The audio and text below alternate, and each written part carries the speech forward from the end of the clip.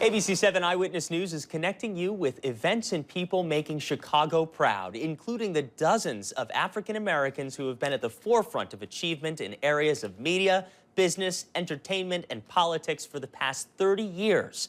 Now there's a new Chicago-centric book that offers a contemporary history and a unique narrative on Black Chicago. Joining me now is Hermene Hartman, who's responsible for this labor of love. Thank you so much for being here today. Especially on this cold day, right? I know, you get extra points for coming in this early. Yeah.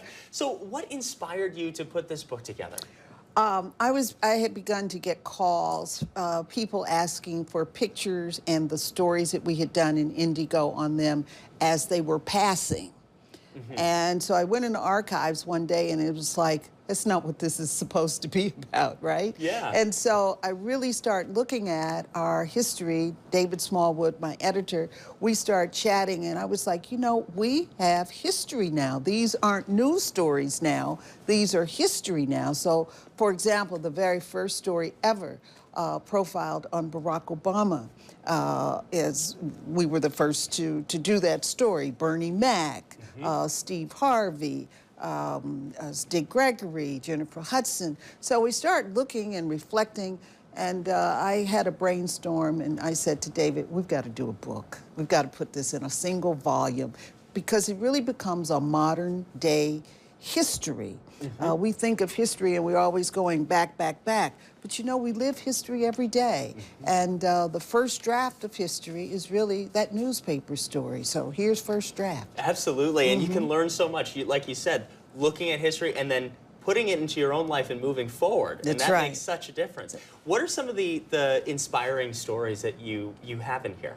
The Barack Obama story really lays out his health care plan. And reading that and reflecting back maybe about 10, 12 years ago, that's just remarkable. Muhammad Ali, all of the little sayings that he had, just reflective. Quincy Jones. People forget Quincy Jones was born, raised, was here in Chicago. We've done several stories on Jesse Jackson. And rather than print kind of a biographical story that's common, we've talked to Reverend Jackson about reflections of how do you see the last 50 years. And that's a very, very good story. And I think exactly what you're talking about here, it's so important to put what's happening in the world in modern day time into context. Into context. There you go. You can view it through that lens of history, and then it makes more sense. And you know, the context is this. I say to people all the time, I think Black Chicago has forgotten who we are. Black Chicago has been Mecca. We've been Mecca in politics. We're the only state that has 3 congressmen. Carol Moseley Braun, and she's a story in the book, our only African-American female senator. Of course, our president, Barack Obama. And we've seen business, John Johnson, Ebony and Jet magazine, and John Sinstack. We've seen great comedians, Bernie Mac and Dick Gregory, come out of Chicago. So we have forgotten who we are, but this has been business Mecca.